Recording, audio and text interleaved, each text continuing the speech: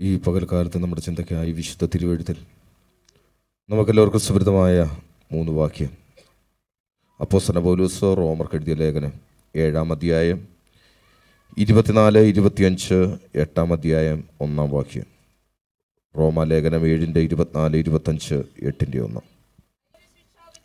മതി നമ്മുടെ കണ്ണുകൾ നമുക്ക് ദിവസം ഉണ്ടാക്കാം. ഞങ്ങളുടെ നല്ല കർത്താവേ, ഞങ്ങൾ അങ്ങേ സ്തുതിക്കുന്നു. ഈ നല്ല പകൽക്കാലം സ്വർഗ്ഗപിതാവേ, ഞങ്ങളുടെ പുത്രൻ ഞങ്ങളുടെ രക്ഷകനുമായ യേശുവിൻ്റെ നാമത്തിൽ കൃപാസനത്തോളം അടുത്ത് വരുന്നു. ഈ സ്ഥലസഭയ്ക്കായി സ്തോത്രം. ഇവിടെ ശുശ്രൂഷിക്കുന്ന ഞങ്ങളുടെ വലിയൊരു വൃത്യനെ കുടുംബത്തെ ഓർത്ത് സ്തോത്രം ചെയ്യുന്നു. കൂടെ അധ്വാനിക്കുന്ന എല്ലാ അഭിഷക്ത വൃന്ദങ്ങൾക്കായി സ്തോത്രം. നാഥ, ദൈവജനത്തിനായി സ്തോത്രം. ഇതിനെ താഴ്ത്തുന്നു. സകല മഹത്വം ഞങ്ങൾ അംഗീകരിപ്പിക്കുന്നു. ദൈവാത്മാവ് സംസാരിക്കും യേശുവിൻ്റെ അൻപുള്ള നാമത്തിൽ തന്നെ. കരമുയർത്തി കർത്താവിനെ സ്തുതിച്ചാൽ ദൈവത്തിൻ്റെ ദിവസങ്ങളോടെ ദൈവം വാഴ്ത്തപ്പെടുമാറാകട്ടെ. ദിവസമല്ലായിരിക്കാൻ സർവശക്തനായ ദൈവം നമ്മുടെ ജീവിതത്തിൽ നല്ല നല്ല സാവകാശങ്ങളെ ഓർത്താൻ കർത്താവിനെ സ്തുതിക്കുന്നു, വാഴ്ത്തുന്നു. ദിവസമല്ലായിരിക്കുന്ന കർത്താവിൻ്റെ വലിയൊരു ദാസൻ പാസ്റ്റർ PM ജോർജ് അവറുകൾ കുടുംബം, ഇവിടെ ആയിരിക്കുന്ന എല്ലാ ദൈവദാസന്മാർക്കും, ഇവിടെ ആയിരിക്കുന്ന എല്ലാ ദൈവജനത്തിനും കർത്താവായ യേശു ക്രിസ്തു നാമത്തിൽ എൻ്റെ സ്നേഹ വന്ദനത്തെ അറിയിക്കുന്നു. വിശേഷാൽ സന്തോഷമുണ്ട്. ഇവിടെ ആയിരിക്കുന്ന എല്ലാവരെയും ഓർത്താൻ കർത്താവിനെ സ്തുതിക്കുന്നു. കർത്തൃദാസനെ ഓർപ്പിച്ചപോലെ എൻ്റെ പേര് ഷിജു വർഗീസ് എന്നാണ്. പത്തനംതിട്ട ജില്ലയിൽ വാരിയാപുരത്ത് ഒരു ഓർത്തഡോക്സ് കുടുംബത്തിലാണ് ഞാൻ ജനിച്ചു വളർത്തപ്പെട്ടത്. എൻ്റെ മാതാപിതാക്കളും മകന്മാരെല്ലാം ഒരു ഓർത്തഡോക്സുകാരായിരുന്നു. അതിനുശേഷം എൻ്റെ മാതാപിതാക്കൾ റാന്നി അത്തിക്കയത്തേക്ക് കുടിയേറാനിടയായി. അവിടെ വെച്ച് 1999 യേശുവിനെ കണ്ടുമുട്ടുവാനൊരു ഭാഗ്യം എനിക്ക് കർത്താവ് നൽകി. 99 ഞാൻ രക്ഷിക്കപ്പെട്ടു, സ്നാനപ്പെട്ടു. രക്ഷിക്കപ്പെട്ടതിൻ്റെ പിറ്റേ ദിവസം മുതൽ യേശുവിനെ പ്രസംഗിക്കുന്നു. 20 വർഷമായി കർത്താവിൻ്റെ മഹത്വമുള്ള വേലയിലാണ്. 13ഓളം വർഷമായി കർത്താവ് സഭാ ശുശ്രൂഷയിൽ ഞാനായിരുന്നു. ഞാൻ കുടുംബസ്ഥനാണ്. എൻ്റെ വൈഫ് ഹൗസ് കുമ്പനാട്. ഞങ്ങൾക്കൊരു മകനുണ്ട്. അദ്ദേഹം തിരുവനന്തപുരത്ത് 9ാം ക്ലാസ്സിൽ പഠിക്കുന്നു. 13 വർഷമായി തിരുവനന്തപുരം പട്ടണത്തിൽ തന്നെയാണ് ഞാൻ. ഇതാണ് എന്നെക്കുറിച്ചുള്ള ഏകദേശം ഒരു ഇൻട്രഡക്ഷൻ. ഒന്ന് കരമുയർത്തി കർത്താവിനെ സ്തുതിച്ചാട്ടെ. എപ്പോഴെങ്കിലും ദൈവത്തിൻ്റെ ആത്മാവ് എൻ്റെ ജീവിതാനുഭവങ്ങൾ എങ്ങനെ കർത്താവിനെ കണ്ടുമുട്ടിയെന്നും എങ്ങനെ കർത്താവിൻ്റെ വേലയിലായിരിക്കുന്നു എന്നൊക്കെ പറയണമെന്ന് എനിക്ക് എപ്പോഴെങ്കിലും കർത്താവിന് വെച്ചാൽ ഞാൻ പറയാം. ഇപ്പോഴതിന് ഞാൻ സമയം എടുക്കുന്നില്ല. സമയം വളരെ പരിമിതമാണ്. ഈ പരിമിതമായ സമയത്തിൻ്റെ ഉള്ളിൽ നിന്നുകൊണ്ട് പരിശുദ്ധ ആത്മാവ് എൻ്റെ ഉള്ളിൽ തന്ന ഒരു ചിന്ത നിങ്ങളുമായി പങ്കുവച്ചിരിക്കാൻ കർത്താവിൻ്റെ കൃപ ശരണപ്പെടുന്നു. നമ്മൾ വായിച്ച ഈ റോമാലേഖനത്തിൽ അപ്പോസ്തലനായ പൗലോസ് വേദപണ്ഡിതരുടെ അഭിപ്രായത്തിൽ പുരാതന കാലഘട്ടങ്ങളിൽ, ഇന്നേക്ക് 2000 വർഷം മുമ്പ് ലോകത്തിൽ 3 യൂണിവേഴ്സിറ്റികളേ ഉള്ളൂ. ഇന്ന് എല്ലാ രാജ്യത്തും എല്ലാ സ്ഥലത്തും സംസ്ഥാനങ്ങളിൽ യൂണിവേഴ്സിറ്റികളുണ്ട്. എന്നാൽ പുരാതന കാലഘട്ടത്തിൽ ലോകത്തിൽ 3 യൂണിവേഴ്സിറ്റികളേ ഉള്ളൂ. 1 Alexandria university, 2 Athens university, 3 Tarsus university. അത് ഈ തർസോസ് യൂണിവേഴ്സിറ്റിയിൽ നിന്ന് സ്റ്റോയിക് ഫിലോസഫി പഠിച്ച് ഇന്നത്തെ ഒരു ത്രിപിളമ്മ എന്നൊക്കെ പറയാൻ പറ്റുന്ന അത്രത്തോളം വിദ്യാഭ്യാസം എടുത്തൊരു മനുഷ്യൻ, ധനാഢ്യനായ ഒരു അപ്പൻ്റെ മകൻ, വേദപണ്ഡിതരുടെ അഭിപ്രായത്തിൽ രക്താംബരം ഉണ്ടാക്കുന്ന ഫാക്ടറി സ്വന്തമായിട്ടുള്ളവൻ.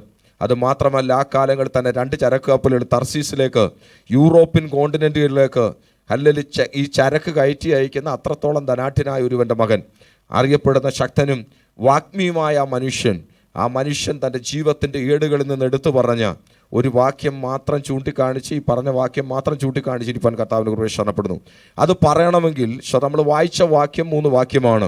ഈ വാക്യത്തിൽ 3 മനുഷ്യരെ ഇവിടെ പൗലോസ് പരിചയപ്പെടുത്തുന്നുണ്ട്. 3 മനുഷ്യരെ 24ാം വാക്യത്തിൽ പൗലോസ് പരിചയപ്പെടുത്തുന്ന വാക്യം ഒന്ന് വായിച്ച 24ാം വാക്യം. ഞാൻ അരിഷ്ട മനുഷ്യൻ. 25ാം വാക്യത്തിൽ മറ്റൊരു മനുഷ്യനെ പരിചയപ്പെടുത്തുന്നു. വായിച്ചാട്ട വാക്ക്. 2ാമത്തെ മനുഷ്യൻ കർത്താവായ യേശു ക്രിസ്തു എന്ന മനുഷ്യൻ. 3ാമത്തെ മനുഷ്യൻ 8-1 ക്രിസ്തുവേശുവിലുള്ള മനുഷ്യൻ. മനസ്സിലായെങ്കിൽ ഒരു നല്ല സ്തോത്രം പറഞ്ഞാട്ട് ദൈവത്തിലെ. ഈ ലോകത്തിൽ പണ്ഡിത പാമര കുബേര കുചേല വ്യത്യാസമില്ലാതെ സകല മനുഷ്യരെടുത്താൽ, അതിന് ഏത് കോണ്ടിനെൻ്റ് ജീവിക്കുന്നവനായാലും ഈ ലോകത്ത് ജീവിക്കുന്ന ഏത് മനുഷ്യരെ എടുത്താലും ഈ 3 കാറ്റഗറിയിൽ ഒരു കാറ്റഗറിക്കകത്ത് പെടുത്താൻ പറ്റും. എന്ന് പറഞ്ഞാൽ ഇവിടെ പൗലോസ് ലോകത്തിലെ സകല മാനവകുലത്തെയും എടുത്തിട്ട് പറയുന്നത് 3 കൂട്ടരേ ഉള്ളൂ ഈ ലോകത്തിൽ. 1 അരിഷ്ട മനുഷ്യർ, 2 ക്രിസ്തുവേശു എന്ന മനുഷ്യൻ, 3ാമത്തെ മനുഷ്യൻ ക്രിസ്തുവേശുവിലെ മനുഷ്യൻ. അല്ലെ, നമുക്കറിയാം ക്രിസ്തുവേശു എന്ന മനുഷ്യൻ ഒത്തിരി ഇല്ല. അല്ലെ, ലോക ചരിത്രത്തിൽ BC എന്ന് AD എന്ന് ലോക ചരിത്രത്തെ 2ആയി മാറ്റി ഈ ലോകത്ത് ജഡാവതാരമെടുത്ത ഏക മനുഷ്യൻ ക്രിസ്തുവേശു എന്ന മനുഷ്യനാ. ആ മനുഷ്യനെ നടുക്ക് നിർത്തിയിട്ട് അതിൻ്റെ അപ്പുറത്തും ഇപ്പുറത്തും ലോക മനുഷ്യരെ മുഴുവനും നമുക്ക് രണ്ടായി തിരിക്കാം. ഒന്ന് അരിഷ്ട മനുഷ്യൻ, രണ്ട് ക്രിസ്തുവേശുവിലെ മനുഷ്യൻ. ഒന്ന് സ്തോത്രം പറഞ്ഞാട്ട് ദൈവത്തിലെ സ്വതം. അല്ല, ഇതാണ് നമ്മുടെ ചിന്താവിഷയം. ഞാൻ അതിലേക്ക് ഓടി വരുന്നത്, എല്ലാം ചിന്തിക്കാൻ നമുക്ക് സമയമില്ലെങ്കിലും ഇതിനകത്തെ ക്രിസ്തുവേശുവിലെ മനുഷ്യൻ ആര് എന്നുള്ള ഒരു വിഷയം നമുക്ക് പെട്ടെന്ന് പറയുമ്പോൾ നമുക്കറിയാം. നമ്മളെല്ലാവരും ആരാ? ക്രിസ്തുവേശുവിലെ ആണോ? അതാ ഇന്ന് രാവിലെ നമുക്ക് ചിന്തിക്കാനുള്ളത്. പ്രൈസലോ. ഞങ്ങൾ പലപ്പോഴും പ്രസംഗിക്ക് പറയാറുണ്ട്, ഏത് ആത്മീയ കൂട്ടായ്മയുടെ വിടുതൽ കയ്യടിയോ പാട്ടോ ഒന്നുമല്ല. സ്വസ്ഥതയോടെ വരുന്നവൻ അസ്വസ്ഥതയോടെ പോകണം, അസ്വസ്ഥതയോടെ വരുന്നവൻ സ്വസ്ഥതയോടെ പോകണം. അതാണ് ആത്മീയ കൂട്ടായ്മയുടെ വിടുതൽ. നിങ്ങൾക്കാർക്കും മനസ്സിലായില്ല? സ്വതം ഞാൻ എല്ലാം ഓക്കെ ആണെന്ന് പറഞ്ഞ് ആരെങ്കിലുമൊക്കെ സഭയ്ക്കകത്ത് വന്നിരുന്നു കഴിഞ്ഞാൽ അവൻ പോകുമ്പോൾ ചിന്തിക്കേണ്ട ഒരു ചിന്തയുണ്ട്, എവിടോ എന്തോ എനിക്ക് ഇനി ക്രമീകരിക്കപ്പെടാനുണ്ട്. സ്വതം അതാണ് സ്വസ്ഥതയോടെ വരുന്നവൻ അസ്വസ്ഥതയോടെ പോകണം. എന്നാൽ ഒരുവൻ ജീവിതത്തിൻ്റെ കൈപ്പേറിയ അനുഭവങ്ങളിൽ വല്ലാത്ത തിക്താനുഭവങ്ങളുടെ മധ്യേ പിഷറൻ കാറ്റടിക്കുമ്പോൾ ഊശ്വര മരുഭൂമി യാത്ര ചെയ്യുമ്പോൾ ആരെങ്കിലും ഒരു ആത്മീയ കൂട്ടായ്മയിൽ അസ്വസ്ഥതയോടെ വരുന്നെങ്കിൽ അവൻ അസ്വസ്ഥതയോടെ പോകാനിടയാകരുത്. ഒരു ദൈവശബ്ദം കേട്ട് ആത്മാവിൽ ബലപ്പെട്ട് അവൻ ദൈവത്തിന്റെ കൃപ അനുഭവിച്ച് ആത്മാവി സ്വസ്ഥതയോടെ പോകാനിടയാകണം. എത്ര പേർക്ക് മനസ്സിലാകുന്നുണ്ട്? ഈ വചനത്തിനകത്ത് രണ്ട് ദൂതുമുണ്ട്. സ്വസ്ഥതയോടെ ആരെങ്കിലും ഇന്ന് വന്നിട്ടുണ്ടെങ്കിൽ നമ്മുടെ ഉള്ളിലൊരു ചിന്ത വരണം, ഒരു അസ്വസ്ഥത വരണം, എനിക്ക് എവിടോ ക്രമീകരിക്കാനുണ്ട്. എന്നാൽ അപ്പുറത്ത് ആരെങ്കിലും അസ്വസ്ഥതയോടെ ഇരിക്കുന്നെങ്കിൽ നിന്നോട് ദൈവത്തിലെ സംസാരിക്കാൻ ദൈവത്തിനൊരു ശബ്ദമുണ്ട്. അതൊരു അസ്വസ്ഥതയുടെ ദൂതല്ല, അതൊരു സ്വസ്ഥതയുടെ ദൂത. Praise the Lord. സോ നമുക്ക് ഈ മൂന്ന് പദത്തിലേക്ക് നമുക്കിത് രാവിലെ വരേണ്ടത്. നമുക്കറിയാം, ഇത് റോമാലേഖനം. അപ്പോസ്തലനായ പൗലോസ് പറഞ്ഞ പോലെ ഇത് പൗലോസിനാൽ വിരചിതമായ ലേഖനമാണ്. സോ അതുകൊണ്ട് പെട്ടെന്ന് നമുക്ക് ഈ വിഷയത്തിലേക്ക് വരാൻ പറ്റില്ല. റോമാലേഖനം എന്താണെന്ന് അറിയണമെങ്കിൽ ലേഖനങ്ങൾ മൊത്തം ഒന്ന് പൗലോസിൻ്റെ പൊളൈൻ എപ്പിസ്റ്റൽസ് മൊത്തം നമ്മളൊന്ന് ചിന്തിച്ചാലേ പറ്റത്തുള്ളൂ. അത് നമുക്ക് സമയമില്ലെങ്കിലും ഒന്ന് രണ്ട് കാര്യം ഓർപ്പിച്ചിട്ട് ഈ റോമാലേഖനത്തിൻ്റെ തീമും കൂടെ പറഞ്ഞെങ്കിൽ ഈ വാക്യത്തിലേക്ക് നമുക്ക് ഓടി വരാൻ പറ്റത്തുള്ളൂ. നമുക്ക് എല്ലാവർക്കും അറിയാം, വേദപഠിതാക്കൾ പറയുന്നൊരു കാര്യമുണ്ട്. അപ്പോസ്തലനായ പൗലോസ് ആദ്യം എഴുതിയ ലേഖനം റോമാലേഖനമല്ല. സ്വതം ആദ്യം എഴുതിയ ലേഖനം അല്ല തെസ്സലോനിക്ക ലേഖനം. ഒന്ന് തെസ്സലോനിക്ക ലേഖനമാണ് ആദ്യം പൗലോസിനാൽ വിരചിതമായ ലേഖനം. തെസ്സലോനിക്ക ലേഖനം, ഒന്ന് തെസ്സലോനിക്ക ലേഖനം. അത് കഴിഞ്ഞ് 2 മാസം കഴിഞ്ഞ് പൗലോസ് 2 തെസ്സലോനിക്ക ലേഖനം എഴുതി. എന്നാൽ റോമാലേഖനം പൗലോസിന്റെ ശുശ്രൂഷയുടെ ഏകദേശം മധ്യഭാഗം കഴിയുമ്പോൾ പൗലോസ് എഴുതിയ ലേഖനമാണ് റോമാലേഖനം, റോമർക്ക് എഴുതിയ ലേഖനം. ശ്രദ്ധിക്കണം ദൈവത്തിലെ. എന്നാൽ പരിശുദ്ധ ആത്മാവ് ഈ ലേഖനങ്ങളെ അടുക്കി വെച്ച് കഴിഞ്ഞപ്പോൾ ആദ്യം കൊണ്ടുവന്നത് താൻ എഴുതിയ ഒന്ന് തെസ്സലോനിക്ക ലേഖനമല്ല, റോമാലേഖനമാണ്. സ്വരം അതിനകത്ത് ദൈവാത്മാവിനൊരു പദ്ധതിയുണ്ട്. ആ പദ്ധതി എന്ന് പറയുന്നത് ഈ ലേഖനത്തിന്റെ ഓർഡർ പഠിച്ചാൽ പോലും നമുക്കറിയാം ഒരുവൻ എങ്ങനെ സ്വർഗത്തിൽ പോകാൻ പറ്റുമെന്ന്. സ്വതം റോമാലേഖനത്തിന്റെ തീം എന്ന് പറയുന്നത് വിശ്വാസത്താലുള്ള നീതീകരണം എന്നുള്ളത് നമുക്കറിയാം. അല്ലെ, റോമാലേഖനം 1-ാം അധ്യായത്തിൽ തന്നെ പൗലോസ് ഊന്നൽ കൊടുക്കുന്ന വിഷയം my righteous will live by faith. എന്റെ നീതിമാൻ വിശ്വാസത്താൽ ജീവിക്കും. വിശ്വാസത്താലുള്ള നീതീകരണം റോമാലേഖനത്തിന്റെ തീം. വിശ്വാസത്താലുള്ള നീതീകരണം. 1 കൊരിന്തി 2 കൊരിന്തി വിശ്വാസത്താലുള്ള ശുദ്ധീകരണം. ഗലാത്യ ലേഖനം എന്നുള്ളത് ദൈവസഭയുടെ ഉപദേശത്തിലെ നിലനിൽപ്പാണ്. അടുത്തത് എഫെസ്യ ലേഖനം സഭയുടെ 6 ശ്രേഷ്ഠതകൾ. ഫിലിപ്പിയ ലേഖനം ഹല്ലേലൂയ സഭയുടെ കൂട്ടായ്മ. കൊലോസ്യ ലേഖനം യേശുവിന്റെ കാൽവറിയിലെ ജയോത്സവം. അടുത്തതാണ് തെസ്സലോനിക്ക ലേഖനം വരുന്നത്, അത് കർത്താവിന്റെ മടങ്ങിവരവ്. നമുക്ക് കാണാപ്പാടമായ വാക്യം 1 തെസ്സലോനിക്ക ലേഖനം 4:16 കർത്താവ് താൻ ഗംഭീരനാഥത്തോടും പ്രധാന ദൂതന്റെ ശബ്ദത്തോടും ദൈവത്തിന്റെ കാഹളത്തോടും കൂടെ സ്വർഗ്ഗത്തിൽ നിറങ്ങി വരിക, ക്രിസ്തുവിൽ മരിച്ചവർ മുമ്പ് നിൽക്കുകയും പിന്നെ ജീവനോടിരിക്കുന്ന നാം രൂപാന്തരം പ്രാപിച്ച് ഒന്നിച്ച് അവനെതിരേൽപ്പാൻ മേഘോന്നതികൾ എടുക്കപ്പെടുകയും ചെയ്യും. കേട്ടപ്പോൾ നല്ല പ്രത്യാശയുള്ള കാര്യമാണ്. പക്ഷെ ആദ്യം തൊട്ട് തുടങ്ങണം കേട്ടോ. സ്വതം ആ കാഹളം നമ്മുടെ കാതുകളിൽ കേൾക്കണമെങ്കിൽ, ആ കാഹളം വരുമ്പോൾ രൂപാന്തരപ്പെടുകയോ നാം എടുക്കപ്പെടുകയോ ചെയ്യണമെങ്കിൽ, കർത്താവിനെ നാം കാണണമെങ്കിൽ ഒരു കാര്യം ഉറപ്പാ, പെട്ടെന്ന് അത് പറ്റുകയില്ല. റോമാലേഖനം തൊട്ട് തുടങ്ങിയാലേ പറ്റൂ. വിശ്വാസത്താൽ നീതീകരണം പ്രാപിച്ചവൻ വിശ്വാസത്താൽ ശുദ്ധീകരണം പ്രാപിക്കണം. വിശ്വാസത്താൽ ശുദ്ധീകരണം പ്രാപിച്ചവൻ ഉപദേശത്തിൽ തന്നെ നിൽക്കാനിടയാകണം. അവൻ സഭയുടെ 6 ശ്രേഷ്ഠതകൾ അവൻ അനുഭവിക്കണം. അത് മാത്രമല്ല, അവൻ ക്രിസ്തുവിലെ കൂട്ടായ്മ ആചരിക്കണം. അവൻ കാൽവറിയുടെ ജയം അവൻ കൊണ്ടാടാനിടയാകണം. അങ്ങനെയുള്ളവർ മാത്രമേ കർത്താവിന്റെ വരവിൽ പോകത്തുള്ളൂ. ഇന്ന് ഒരു വാക്ക് ചേർത്ത് ഞാൻ പറയാം. ഇന്ന് രാവിലത്തെ നമ്മുടെ ആത്മീയ കൂട്ടായ്മയ്ക്കകത്ത് കാൽവറിയുടെ ജയോത്സവം നാം കൊണ്ടാടുന്നെങ്കിൽ നമുക്കറിയാം, കൊലോസ്യലേഖനം 2-ാം അധ്യായം 14-ാം വാക്യത്തിൽ കിടക്കുന്നത് അവൻ ജയോത്സവം കൊണ്ടാടിയെന്ന്. ആ കാൽവറിയുടെ ജയോത്സവം കർത്താവ് മാത്രമല്ല അവന്റെ സഭയും ഇന്ന് രാവിലെ കൊണ്ടാടുന്നുവെങ്കിൽ നമുക്കൊരു കാര്യം ഉറപ്പ്, അല്ലെങ്കിൽ കർത്താവിന്റെ കാഹളം ധ്വനിക്കുമ്പോൾ ആ കാഹള ധ്വനിക്കകത്ത് എടുക്കപ്പെടാനുള്ള ആത്മാവിന്റെ ശബ്ദം ദൈവാത്മാവ് നമ്മോട് ഇടപെടാനിടയാകും. ഇതാ ഈ ലേഖനത്തിൻ്റെ ഒരു ഓർഡർ. പെട്ടെന്ന് നമ്മുടെ വിഷയത്തിലേക്ക് വരിക. നമ്മൾ വായിച്ചത് അല്പം ചിന്തിക്കേണ്ട ഒരു ഭാഗമായതുകൊണ്ട് ഹല്ലേലൂയ. ഈ ഓർഡറിനകത്ത് നമുക്കറിയാം റോമലേഖനത്തിൽ പൗലോസ് ഊന്നൽ കൊടുക്കുന്ന വിഷയങ്ങൾ 3 കാര്യമാണ്. 1 ജസ്റ്റിഫിക്കേഷൻ, 2 സാങ്ക്ടിഫിക്കേഷൻ, 3 ഗ്ലോറിഫിക്കേഷൻ. ഒന്ന് പറഞ്ഞാൽ ഹല്ലേലൂയ നീതീകരണം, ശുദ്ധീകരണം, മഹത്വീകരണം. ഈ 3 വിഷയം പൗലോസ് ഈ റോമലേഖനത്തിൽ കാണിക്കുന്നുണ്ട്. അത് വിശദീകരിക്കേണ്ട ഭാഗമാണ്. ഞാൻ ഒറ്റ വാക്കി പറഞ്ഞങ്ങ് വിടുന്നു. ഹല്ലേലൂയ. ഈ 1-ാം അധ്യായം മുതൽ, അതായത് റോമാലേഖനം 1-ാം അധ്യായം മുതൽ അതിൻ്റെ 4-ാം അധ്യായം വരെ പൗലോസ് ഊന്നൽ കൊടുക്കുന്ന വിഷയം ജസ്റ്റിഫിക്കേഷനെ കുറിച്ചാണ്, നീതീകരണം. എന്നാൽ 5-ാം അധ്യായം മുതൽ 7-ാം അധ്യായം വരെ പൗലോസ് ഊന്നൽ കൊടുക്കുന്ന വിഷയം ശുദ്ധീകരണം എന്ന വിഷയത്തെക്കുറിച്ചാണ്. എന്നാൽ 8-ാം അധ്യായം ഒഴിവാക്കി 9-ാം അധ്യായം മുതൽ അതിൻ്റെ ബാക്കി എല്ലാ അധ്യായങ്ങളിലും മഹത്വീകരണം എന്ന വിഷയമാണ് പൗലോസ്. ഈ മഹത്വീകരണം എന്ന് പറഞ്ഞാൽ ഗ്ലോറിഫിക്കേഷനെ കുറിച്ച് പൗലോസ് ഊന്നൽ കൊടുക്കുന്നു. ഒന്നും കൂടെ ഞാൻ പറയാം. 1-ാം അധ്യായം മുതൽ 4-ാം അധ്യായം വരെ പൗലോസ് ഊന്നൽ കൊടുക്കുന്ന വിഷയം നീതീകരണം. ഉറക്കെ പറഞ്ഞ വാക്ക് നീതീകരണം. എന്നിട്ട് 5-ാം അധ്യായം മുതൽ 7-ാം അധ്യായം വരെ പൗലോസ് ഊന്നൽ കൊടുക്കുന്ന വിഷയം ശുദ്ധീകരണം, സാങ്ക്ടിഫിക്കേഷനെ കുറിച്ചാണ്. അതറിയണമെങ്കിൽ 5-1 വായിച്ചേ. 5-1 നോക്കിയേ. വിശ്വാസത്താൽ നീതീകരിക്കുക. അപ്പൊ അതുവരെ താൻ പറഞ്ഞ വിഷയം അവിടെ പ്രൂവ് ചെയ്തു. വിശ്വാസത്താൽ നാം നീതീകരിക്കപ്പെട്ടു. നിങ്ങളിതൊരു സ്തോത്രം ഞാൻ പ്രതീക്ഷിച്ചു. സ്തോത്രം. ധൈര്യത്തോടെ പറ, വിശ്വാസത്താൽ ഞാൻ നീതീകരിക്കപ്പെട്ടെന്ന്.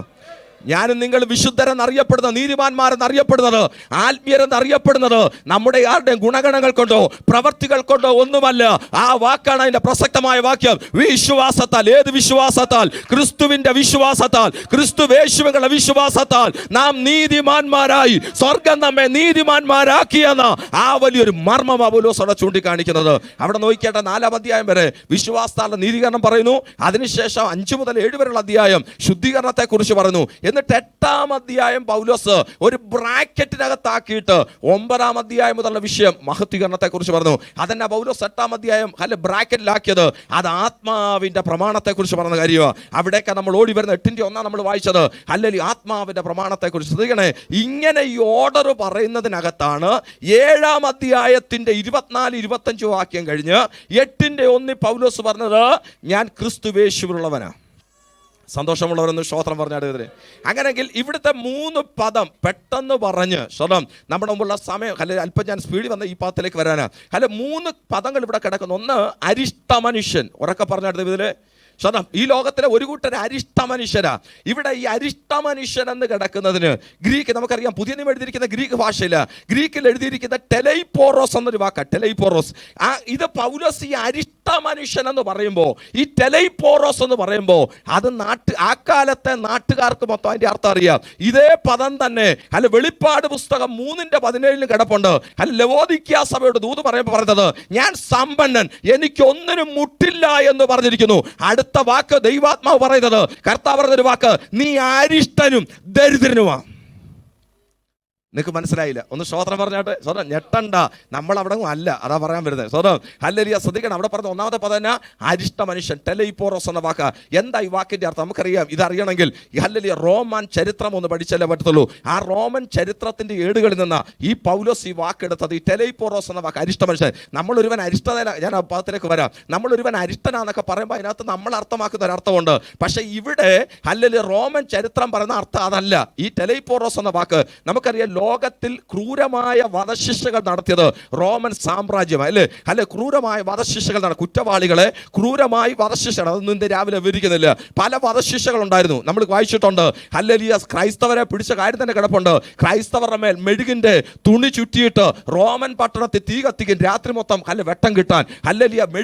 മെഴുകത്തുകൂടതിൽ ശരീരം കൂടെയാണ് കത്തുന്നത്. മാത്രമല്ല വൃക്ഷങ്ങളുടെ 2 കൊമ്പുകളെ ചേർത്ത് വെച്ചിട്ട് 2 കാലുകൾ, ഒരു വൃക്ഷത്തിന്റെ കൊമ്പൽ ഒരു കാല് കെട്ടും, മറ്റൊരു വൃക്ഷത്തിന്റെ കൊമ്പ മറ്റൊരു കാല് കെട്ടും. എന്നിട്ട് വിടും. 2 വൃക്ഷങ്ങളും അങ്ങോട്ടും ഇങ്ങോട്ട് പോകും. അല്ലെ 2ആയിട്ട് കീറിപ്പോവും. മൃഗങ്ങളുടെ മുമ്പിൽ വലിച്ചെറി. അങ്ങനെ ക്രൂരമായ വധശിക്ഷ നടത്തിക്കൊണ്ടിരുന്ന റോമൻ സാമ്രാജ്യം ചെയ്ത ഒരു വധശിക്ഷയോടുള്ള ബന്ധത്തിലെ പദമായി ടെലൈപോറോസ്. ഒരു നല്ല സ്തോത്രം പറഞ്ഞ ഇതില് അവിടെ നമ്മൾ നിൽക്കുക. അവിടെ സ്തോത്രം പറയാൻ വരില്ലെങ്കിലും അടുത്തത് നമുക്ക് സ്തോത്രം പറയാൻ ദൂതമുണ്ട്. സ്തോത്രം. ഹല്ലേലൂയ. ശ്രദ്ധിക്കണേ. ആ ഒരു വധശിക്ഷയാണ് എന്തെന്ന് പറഞ്ഞു കഴിഞ്ഞാൽ, ഹല്ലേലൂയ, ഒരു കുറ്റവാളിയെ പിടിച്ചാൽ അവർ നടത്തുന്ന വധശിക്ഷകൾ, ഒരു വധശിക്ഷ, ഒരു കുറ്റവാളിയെ പിടിച്ചാൽ അവനെ 4 ദിവസം പഴക്കമുള്ള ഒരു ശവത്തോട്, അല്പം ബുദ്ധിമുട്ട് വരുന്ന കാര്യമാണ് പറയുന്നത്, അവനെ 4 ദിവസം പഴക്കമുള്ള ശവത്തോട് ചേർത്ത് കെട്ടും. ശ്രദ്ധിക്കണേ. ഹല്ലേലൂയ. 4 ദിവസം പഴക്കമുള്ള, ഇവിടെ മെഡിക്കൽ ഫീൽഡിൽ വർക്ക് ചെയ്യുന്ന ഒത്തിരി പ്രിയപ്പെട്ടവരുണ്ട്. 4 ദിവസം മോർച്ചറിയിലൊന്നും വെക്കാത്ത ഒരു ശവത്തോട് ചേർത്ത് കെട്ടിയാനുള്ള അനുഭവം നമുക്ക് എല്ലാവർക്കും അറിയാം. ആ ശവത്തിൽ നിന്ന് ദുർഗന്ധങ്ങൾ വമിക്കുക. അത് മാത്രമല്ല, പച്ച ഹല്ലേലൂയ, ആ ശവത്തിൽ നിന്ന് പുഴുക്കൾ അരിച്ചിറങ്ങുന്ന സമയമാണ് 4 ദിവസം.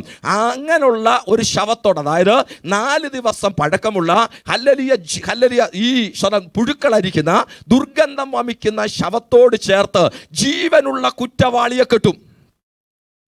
നിങ്ങൾക്ക് മനസ്സിലായെങ്കിൽ ഒരു സ്വതന്ത്രം പറ. സ്വതം ജീവനുള്ള കുറ്റവാളിയെ കെട്ടും. എന്നിട്ട് വഴിത്തലയ്ക്ക് കൊണ്ടിടും. എന്ന് പറഞ്ഞാൽ ആൾക്കാർ നടന്നു പോകുന്ന റോഡിന്റെ സൈഡിൽ കൊണ്ടിടും. സ്വതം ആ കിടക്കുന്ന ജീവനുള്ള കുറ്റവാളി, വഴിയെ നടന്നു പോകുന്നവർ, ഇപ്പോൾ ഒരു മനുഷ്യനെ കൊണ്ടുവന്ന് 4 ദിവസം പഴക്കമുള്ള ഒരു ശവത്തോട് ചേർത്ത് ബന്ധിച്ച് ഒരു റോഡ് സൈഡിൽ ഇട്ടിരിക്കുക. ആ വഴിയെ ഞാൻ നടന്നു പോവുകയാണെങ്കിൽ ഞാൻ ആ കിടക്കുന്ന ജീവനുള്ളവനെ, അതായത് കുറ്റവാളിയെ വിളിക്കുന്ന വാക്കാണ് ടെലൈപ്പോറോസ് എന്ന വാക്ക്. എന്ന് പറഞ്ഞ ഇവനെ പോലെ അരിഷ്ടനാരാ? നിങ്ങൾക്കാർക്ക് മനസ്സിലായില്ല? പൗലോസ് അതേ വാക്ക് തന്നെ എടുത്തിട്ട് പറഞ്ഞു, അയ്യോ ഞാൻ അരിഷ്ട മനുഷ്യനാ എന്ന് പറഞ്ഞ പാപമാകുന്ന ശവത്തോട് ചേർത്ത്, ശാപമാകുന്ന ശവത്തോട് ചേർത്ത്, അല്ലെങ്കിൽ നിത്യ ന്യായവിധി എന്ന ശവത്തോട് ചേർത്ത് ഈ ലോകവും പിശാചും പാപവും എന്നെ ബന്ധിക്കാനിടയായി. എനിക്ക് രക്ഷപ്പെടാൻ ആഗ്രഹമുണ്ട്. ആ പാപത്തിന്റെ ദുർഗന്ധം എന്നിലേക്ക് അടിച്ചു കയറുകയോ, അതിന്റെ പുഴുക്കൾ എന്നിലേക്ക് അടിച്ചു കയറുകയോ, ലോകം എനിക്ക് വിധി പറഞ്ഞത് ഞാൻ അരിഷ്ട മനുഷ്യനെന്ന. സന്തോഷമുള്ളവരൊക്കെ ഒന്ന് സ്തോത്രം പറയാൻ പറ്റുമോ? ഹല്ലേലൂയ. ഈ ലോകത്ത് ക്രിസ്തു ഈ ലോകത്തിലേക്ക് ജഡാവതാരം എടുത്ത് ക്രൈസ്തവ ഹല്ലേലൂയ ക്രിസ്ത്യൻ മൂവ്മെന്റിന് കർത്താവ് ആരംഭം കുറിക്കുന്നതിന് മുമ്പ് ലോകത്തിൽ ഇഷ്ടം പോലെ മതങ്ങളുണ്ട് കേട്ടോ. സകല മതങ്ങൾ പാപത്തെക്കുറിച്ച് പറഞ്ഞു. എന്താ മതങ്ങൾ പറഞ്ഞത്? മനുഷ്യൻ പാപിയാണെന്നല്ലേ? ഹല്ലേലൂയ. നമുക്കറിയാവുന്ന പദങ്ങളൊക്കെ തന്നെയാണ് മനുഷ്യൻ പാപിയാണെന്ന്. ഹിന്ദുയിസമായാലും ജൈനിസമായാലും ബുദ്ധിസമായാലും സ്വരാഷ്ട്രസമായാലും ഏത് ഇസങ്ങളാണെങ്കിലും സകല ഇസങ്ങളും പറഞ്ഞത്, സകല മതങ്ങളും പറയുന്നത് മനുഷ്യൻ പാപിയാണെന്നുള്ളതാ. അല്ലെങ്കിൽ അതെന്താണെന്നറിയാമോ? മനുഷ്യനോട് പറയുന്ന വാക്ക് മതങ്ങൾ പറയുന്നത് മനുഷ്യൻ പാപിയാ, പാപത്തോട് ചേർത്ത് ബന്ധിക്കപ്പെട്ടിരിക്കുക. നീ ടെലൈപ്പോറോസ, നീ അരിഷ്ട മനുഷ്യനാ. അല്ല, നിനക്ക് രക്ഷപ്പെടാൻ കഴിയില്ല, പാപത്തിൽ നിന്ന് രക്ഷപ്പെടാൻ കഴിയില്ല, പാപത്തോട് ചേർത്ത് ബന്ധിക്കപ്പെടാനിടയായി. നിനക്ക് മനസ്സിലായില്ല? അങ്ങനെ ഇരിക്കുമ്പോഴാ ലോക ചരിത്രത്തെ 2ആയി കീറി മുറിച്ച് മറ്റൊരു മനുഷ്യൻ ഉരുവായി വന്നു. അത് പറയണമെങ്കിൽ അടുത്തൊരു പദം കൂടെ ചേർത്ത് പറയണം. ആ പദം നമുക്കെല്ലാവർക്കും അറിയാം. ഈ റോമൻ സാമ്രാജ്യം എടുക്കുന്ന സകല ഇതുപോലത്തെ വധശിക്ഷകൾക്കും അവരൊരു ക്ലോസ് വെക്കും. ഈ വധശിക്ഷയ്ക്ക് ഒരു ക്ലോസ് ഉണ്ട്. മൃഗയുദ്ധം ചെയ്താൽ മൃഗത്തെ ജയിച്ചു കയറിക്കണം, ജയിച്ചു കയറിയാൽ നീനെ പറഞ്ഞു വിടും, എന്നാൽ ജയിച്ചു കയറാൻ പാടാ. ഇതുപോലെ ഈ ഇതിനും ഒരു ക്ലോസ് ഉണ്ട് അവരിട്ടിരിക്കുന്നത്. ഇങ്ങനെ ശവത്തോട് ചേർത്ത് ബന്ധിക്കപ്പെട്ട മനുഷ്യനെ, ഇപ്പൊ വഴിയെ ഞാൻ നടന്നു പോകുന്നു, എനിക്കിവനെ ശവത്തോട് ചേർത്ത് ബന്ധിക്കപ്പെട്ട് കിടക്കുന്ന ഇവനെ എനിക്ക് ഞാൻ അരിഷ്ട മനുഷ്യൻ എന്ന് പറയാൻ പറഞ്ഞാൽ എനിക്കങ്ങ് പോവാം. പക്ഷെ എനിക്കൊരു ക്ലോസ് ഉണ്ട്. എനിക്ക് വേണം ഇവനെ എന്ത് ചെയ്യാം? ഈ വഴിയെ പോകുന്ന എനിക്ക് ഇവന്റെ കഷ്ടത കണ്ടിട്ട് ഇവനെ എന്ത് ചെയ്യാം? അഴിച്ചുവിടാം. പക്ഷെ ഒരു കണ്ടീഷൻ ഉണ്ട്, അത് ക്ലോസാ. ഒരു കണ്ടീഷൻ ഉണ്ട്, ഞാൻ അവനെ അഴിച്ചുവിട്ടാൽ അവന്റെ സ്ഥാനത്ത് ഞാൻ ആ ശവത്തോട് ചേർത്ത് കെട്ടണം. ചിലർക്കെങ്കിലും കാര്യം മനസ്സിലായി വരുന്നുണ്ട്? ഒരു നല്ല സ്തോത്രം പറഞ്ഞാട്ട് ദൈവത്തിലെ സ്വതം. അങ്ങനെയൊക്കെ ശ്രദ്ധിക്കണേ. അല്ലെങ്കിൽ ഒരുവനെ ശവത്തോട് ചേർത്ത് ബന്ധിക്കപ്പെട്ട് കിടക്കുക, അവൻ്റെ സ്ഥാനത്ത് അവനെ വേണേ എനിക്ക് അഴിച്ചുവിടാം. പക്ഷെ ഒരു കണ്ടീഷൻ, അത് എന്തറിയാമോ? ആ വെറുതെ കിടക്കാൻ പറ്റുകയില്ല, ആ ശവത്തോട് ചേർത്ത് ഞാൻ എന്നെ കെട്ടണം. സ്വതം. അപ്പോഴാണ് ഇവിടെ പൗലോസ് പറഞ്ഞത്, ഒരു കാലഘട്ടത്തിൽ ഞാൻ റോമൻ സാമ്രാജ്യത്തിൻ്റെ അധീനതയിൽ കിടന്ന ഞാൻ, ന്യായപ്രമാണത്തിൻ്റെ കീഴെ കിടന്ന ഞാൻ, ന്യായപ്രമാണം എന്നെ വിളിച്ചു പറഞ്ഞത് ഞാൻ പാപിയാണെന്ന്, സകല മതങ്ങളും എന്നെ വിളിച്ചു പറഞ്ഞത് പാപിയാണെന്ന്, പാപമെന്ന് മാത്രം പറഞ്ഞ് എന്നെ മുദ്ര അരിഷ്ട മനുഷ്യൻ എന്ന് പറയുമ്പോ എനിക്ക് വേണ്ടി ഒരുവൻ ഇറങ്ങി വന്നു. അവൻ പാപമെന്ന് പറയാനല്ല വന്നത്, എന്നെ അരിഷ്ട മനുഷ്യൻ എന്ന് പറയാനല്ല വന്നത്. എന്റെ പാപവാശങ്ങളെ അഴിച്ചുമാറ്റി, എന്റെ പാപബന്ധനങ്ങളെ അഴിച്ചുമാറ്റി, എന്റെ ശാപങ്ങളെ അഴിച്ചുമാറ്റി, എനിക്ക് പകരം കാൽവറിയിൽ പാപ പ്രായശ്ചിത്തമായി തീർന്ന ഞാൻ മരിക്കേണ്ട സ്ഥാനത്ത് എനിക്ക് വേണ്ടി മരിച്ച, എനിക്ക് വേണ്ടി കാൽവറിയിൽ തകർക്കപ്പെട്ട അവന്റെ പേര് യേശുവെന്ന. സന്തോഷമുള്ളവരൊക്കെ ഒന്ന് സ്തോത്രം പറയാൻ പറ്റുമോ? എന്നെ കേൾക്കുന്ന പ്രിയ സഹോദരങ്ങളെ, ഈ ലോകത്ത് ക്രിസ്തുവിന്റെ നിസ്തുല്യത എന്ന് പറഞ്ഞാൽ അത് തന്നെയാ. ലോകത്ത് സകല മനുഷ്യരെ പാപി എന്ന് മുദ്രകുത്തി മറ്റു മതങ്ങളെ പോലെ, മതസംഹിതകളെ പോലെ, മത നേതാക്കന്മാരെ പോലെ പാപം പാപം പറഞ്ഞു പോയവനല്ലത്.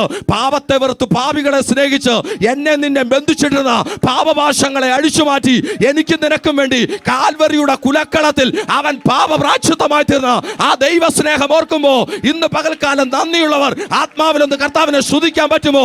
എനിക്ക് എന്റെയോ നിന്റെ വിദ്യാഭ്യാസം കൊണ്ടോ കുടുംബ ശ്രേഷ്ഠത കൊണ്ടോ അല്ലെങ്കിൽ ജയിക്കാൻ കഴിയാത്ത പാപശക്തിയെ കാൽവറി ജയിച്ച ദൈവ സ്നേഹം.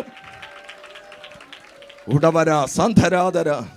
സന്തോഷമുള്ളവരൊക്കെ ഒന്ന് സ്തോത്രം പറഞ്ഞിട്ട് ഇത് ഇവിടെ നിന്ന് ദൈവാത്മാവിനോട് പറഞ്ഞൊരു വചന വെളിപ്പാട് കൂടെ പ്രിയ ഹല്ലേലൂയ. പിതാവ് മുമ്പേ പറഞ്ഞ പോലെ ഒരു കാര്യം കൂടെ ചേർത്ത് പറയാം. നമുക്ക് എല്ലാവർക്കും അറിയാം ഇതുപോലത്തെ ഒരു അവസ്ഥ ലാസറിന്റെ കല്ലറ. മുമ്പേ ഇന്ന് രാവിലെ 2-3 വട്ടം പദം കയറി വന്നു. സ്വരം ലാസറിന്റെ കല്ലറ 4 ദിവസം പഴക്കമുള്ള കാര്യം അല്ലേ? സ്വരം ഹല്ലേലൂയ. ഇതിനോട് കണക്ട് ചെയ്യാൻ സ്വരം ദൈവാത്മാവ് അതിന് വെളിപ്പാട് ഓർപ്പിച്ചതുകൊണ്ട് ഹല്ലേലൂയ. നിങ്ങൾ ശ്രദ്ധിക്കണേ, ഹല്ലേലൂയ 4 ദിവസമായി അല്ലേ? സഹോദരി പറഞ്ഞ നാറ്റം വെച്ചതല്ലേ? മാർത്ത പറഞ്ഞ വാക്കനാ ഉറക്കെ പറഞ്ഞതിലെ കർത്താവ് പറഞ്ഞ കല്ല് മാറ്റാൻ പറഞ്ഞല്ലേ? കല്ല് മാറ്റാൻ പറഞ്ഞു സ്വരം അല്ലേ? എന്നിട്ട് അല്ലെ നാറ്റം വെച്ചെന്ന് യാഥാർത്ഥ്യം പറയാം. പഞ്ചേന്ദ്രിയ പറഞ്ഞ നാറ്റം വെച്ചെന്ന്.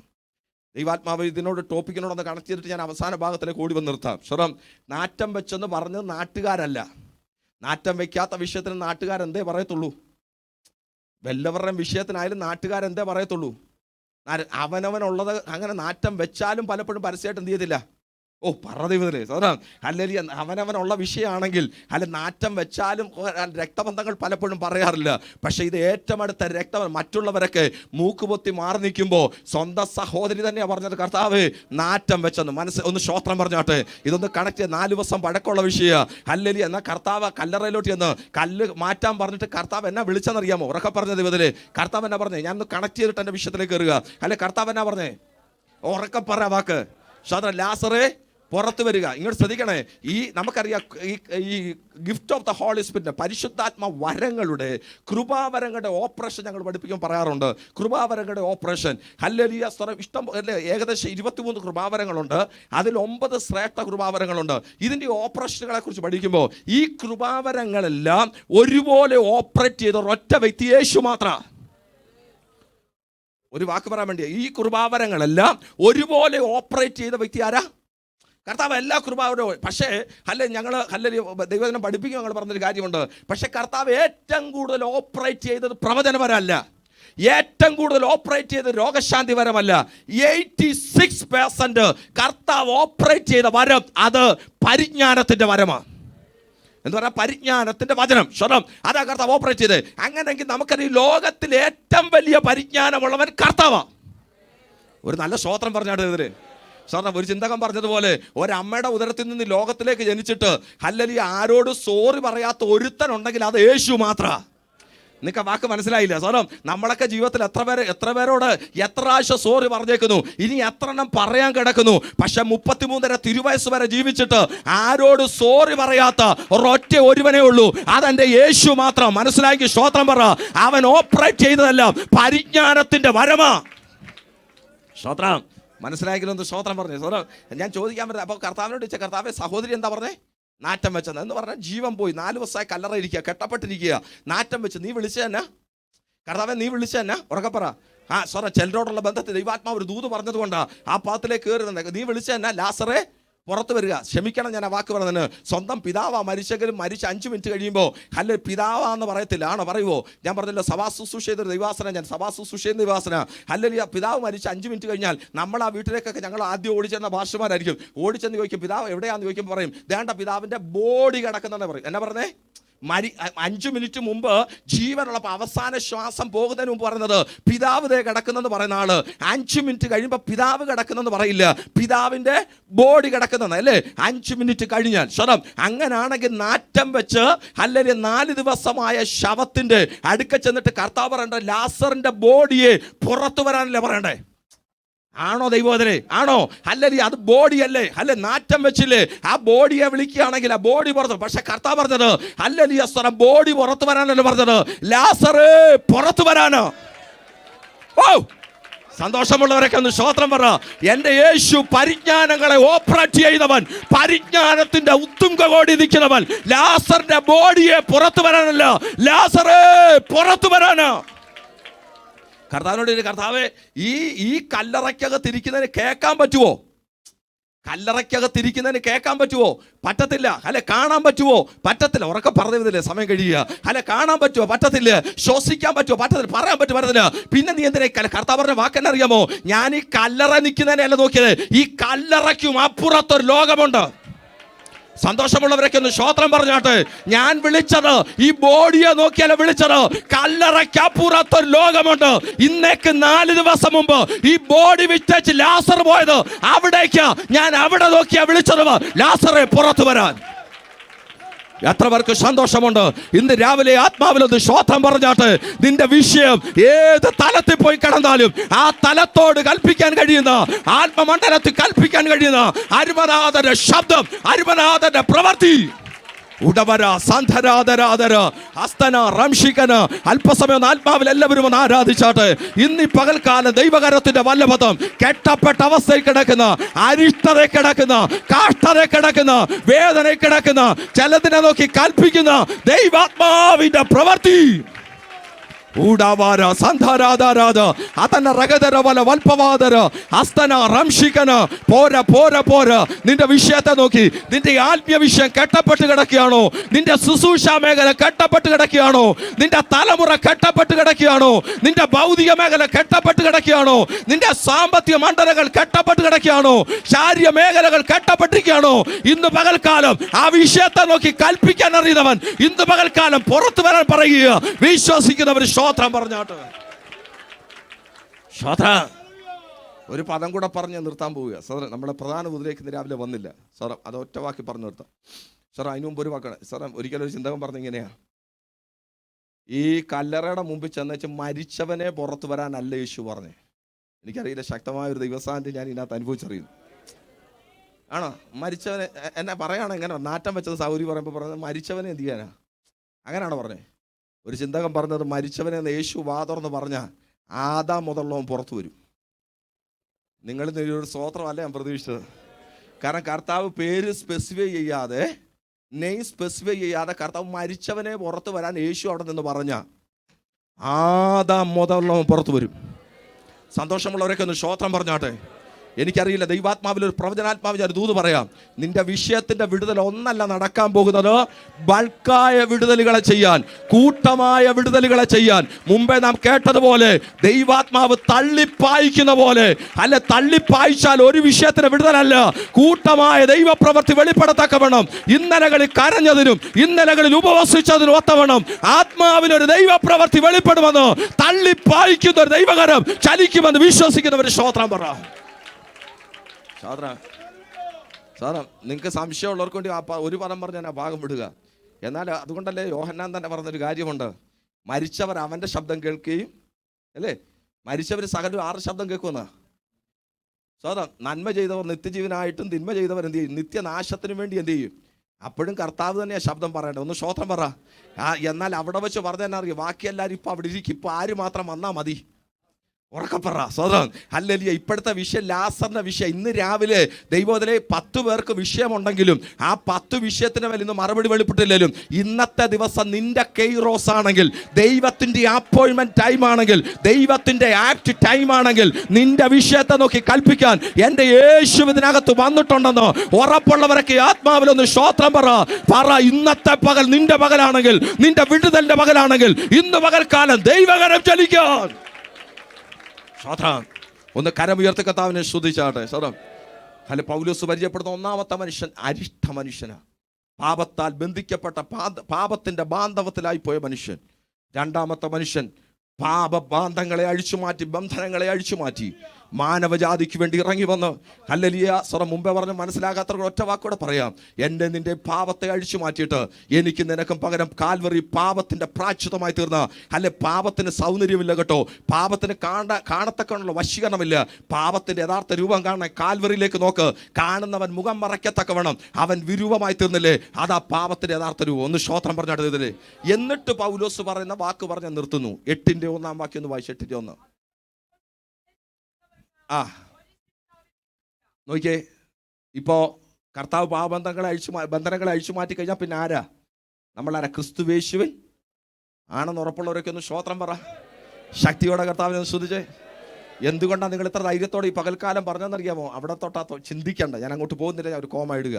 ഹല്ലേലൂയ. ശ്രദ്ധിക്കണം, നമ്മളിപ്പോൾ ധൈര്യത്തോടെ പറഞ്ഞല്ലോ ക്രിസ്തുവേശുള്ളവരാണെന്ന്. രക്ഷിക്കപ്പെട്ടു, സ്നാനപ്പെട്ടു, സഭായകം മുടക്കുന്നില്ല, കർത്തൃമേശ എടുക്കുന്നു, കൈയടിക്കുന്നു, അന്യഭാഷ ആരാധിക്കുന്നു. പക്ഷേ വായിച്ച വാക്യം ഒന്നും കൂടെ നിങ്ങൾ ഇങ്ങോട്ട് നോക്കിയേ. KJV ബൈബിളിനകത്ത് ആ കറക്റ്റ് ട്രാൻസ്ലേഷൻ അതിന് ഉപയോഗിച്ചിരിക്കുന്നത് നോക്കിയ ആ വാക്ക്. അല്ലെ? അതുകൊണ്ട് ക്രിസ്തുവേശുള്ളവർക്ക് ഒരു ശിക്ഷാവധിയും ഇല്ല എന്ന് കിടന്നിട്ട് അടുത്ത വാക്കാണ് who walk not after the flesh but after the spirit എന്നാണ് കിടക്കുന്നത്. അല്ലെ, അത് മലയാളത്തിൽ ഇല്ല. എന്നാൽ ഈ 8-ാം അധ്യായം മൊത്തം നമ്മൾ ഇരുന്ന് വായിച്ചാൽ ഇത് മലയാളത്തിൽ മൊത്തത്തിലുണ്ട്. എന്ന് പറഞ്ഞാൽ ക്രിസ്തുവേശുവിലുള്ളവനെന്ന് പറയുന്നത് രക്ഷിക്കപ്പെട്ടു സ്നാനപ്പെട്ടു എന്ന് പറഞ്ഞ് അഭിമാനിക്കുന്നവനല്ല. ഇന്ന് രാവിലെ ജഡത്തെ അല്ല, ദൈവാത്മാവിനെ അനുസരിച്ചവനാ ക്രിസ്തുവേശുള്ളത്. സന്തോഷമുള്ളവരൊക്കെ ഒന്ന് സ്തോത്രം പറയാൻ പറ്റുമോ? നമ്മൾ മുമ്പേ പറഞ്ഞല്ലോ നമ്മൾ അല്ലെ ക്രിസ്തുവേശുള്ളവരാണെന്ന്. ഒന്ന് ചോദിക്കേണ്ട ഒരു ചോദ്യമാ, ഇന്ന് രാവിലെ നമ്മൾ അനുസരിച്ച ജഡത്തെയാണോ? ആണെങ്കിൽ നമ്മൾ ആരല്ല ദൈവത്തിലെ ക്രിസ്തുവേശുവിലല്ല, നമ്മൾ ദൈവാത്മാവിനെ അനുസരിക്കും. ഒന്ന് സ്തോത്രം പറഞ്ഞാട്ടെ, ഒന്ന് പറ. ക്രിസ്തുവേശുവിലാകണമെങ്കിൽ കേവലം ഇത് മാത്രമല്ല, ഓരോ സെക്കൻഡും ഓരോ മിനിറ്റും ദൈവാത്മാവിൻ്റെ ശബ്ദം കേട്ട് അനുസരിക്കുന്നത്. ഒന്ന് കരമുയർത്തി കർത്താവിനെ സ്തുതിച്ചാട്ടെ. ഈ വചനങ്ങളാൽ കർത്താവ് നമ്മെ അനുഗ്രഹിക്കട്ടെ.